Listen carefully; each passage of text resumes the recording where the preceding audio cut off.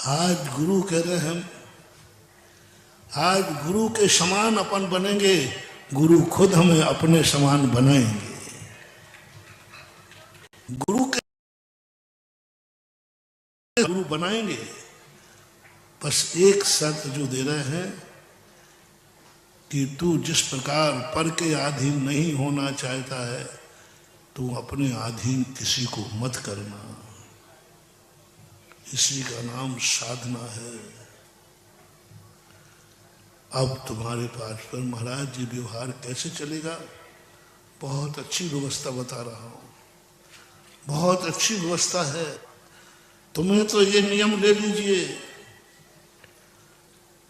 और तुम इतने महान बन जाओगे कि हर व्यक्ति तुम्हारी सेवा करने के लिए अवभाग्य मानेगा। तुम नहीं चाहना, तुम नहीं चाहेना, वो चाहेगा। तुम नहीं चाहेना, तुम्हें बेटा दिया है, नौकर नहीं दिया।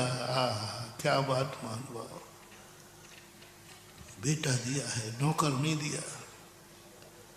बहू दी है, नौकरानी नहीं दी है। और सही पूछा जाए तो प्रकृति ने बेटा और बहू का तो स्टैंडर्ड मेंटेन है, सही तो वो नौकर और नौकरानी ही है।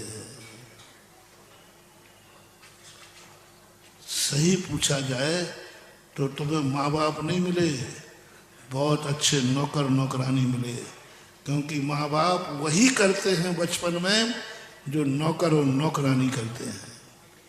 बोलो, माँ बच्चे के साथ वही करती है ना, भोजन बनाएगी खिलाएगी, नौकरानी बनती रहती। और बुढ़ापे में बेटा बहू भी वही करते हैं जो एक नौकर करता है। लेकिन नौकर में और माँ बाप में कितना अंतर है। एक बालक के वही सब कार्य नौकर ने नौकरानी ने किए, और एक बालक के सभी वही कार्य माँ बाप ने किए। दोनों में कितना अंतर है? अंतर क्या है? तुम्हें वो नौकर भी पालेगा, वो भी भोजन कराएगा, रोटी खिलाएगा, दूध पिलाएगा, सब करेगा वो, लेकिन वो नौकर मजबूर होके करेगा, भार मान के करेगा, भार मान के करेगा, करना पड़ रहा है, करेगा नहीं वो। और माँ बाप अपने बोलो ना, दुर्भाग्य मान के करती हो कि सौभाग्य मान के? हैं? करती तो वही हो ना, जो एक नौकरानी करती है वही माँ करती है, फर्क कुछ भी नहीं है। वो दुर्भाग्य मान के करती है और माँ सौभाग्य मान के करती है। जो तुम्हारी सेवा सौभाग्य मान के करेगा, जाओ, तुम्हारा दिन दूना रात चौगुना सौभाग्य बढ़ेगा। बस इतना जो हमने प्रसंग बनाया भूमिका, उसका सारांश लो। तुम्हारी सेवा करन तो पड़ेगी,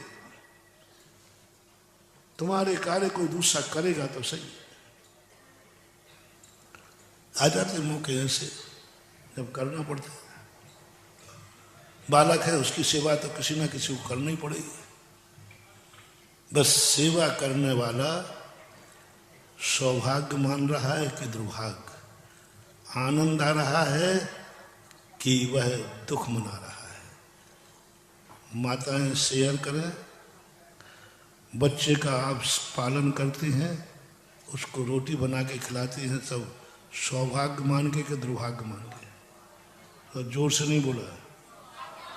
बस यही, जिसकी माँ अपने बेटे की बचपन में सेवा सौभाग्य मान के करती है, मेरा है, उस बच्चे का कभी दुर्भाग्य नहीं आ सकता, क्योंकि उसकी सेवा करने वाले ने सौभाग्य माना है।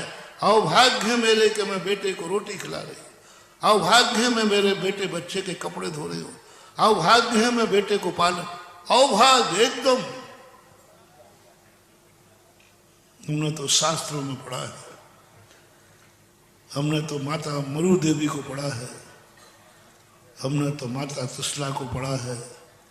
अपने जो कुछ भी करती थी, उछलती थी। मैंने कितने भाव जन्म किए कि आज मुझे अपने बेटा के लिए ये करना पड़ रहा है। आप लोग और बता दो, अपने बेटे के लिए जो कुछ भी तुम करते हो सौभाग्य मान के कि दुर्भाग्य मान के?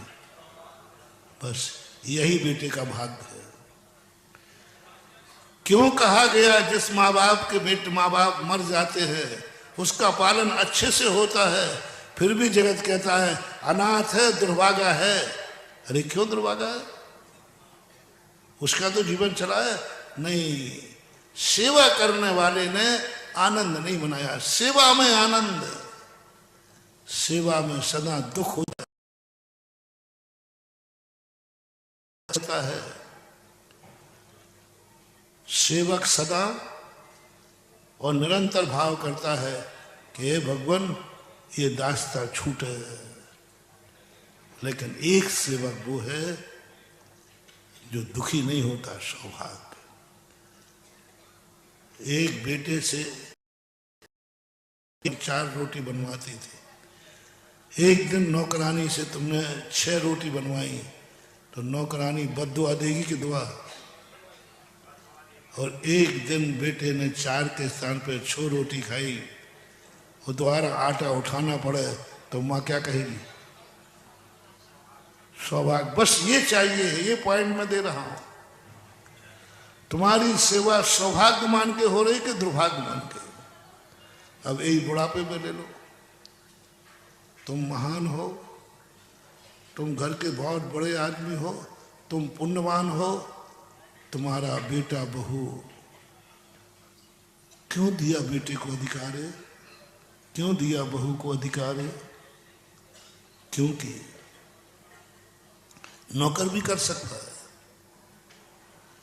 आजकल लोग बच्चे कह रहे पापा आप मम्मी आपकी सेवा के लिए 5,000 का नौकर लगा देते ना, हम 50,000 कमाएंगे, 45,000 बचेंगे। महानुभाव, बहुत बड़ी भूल कर रहे हो।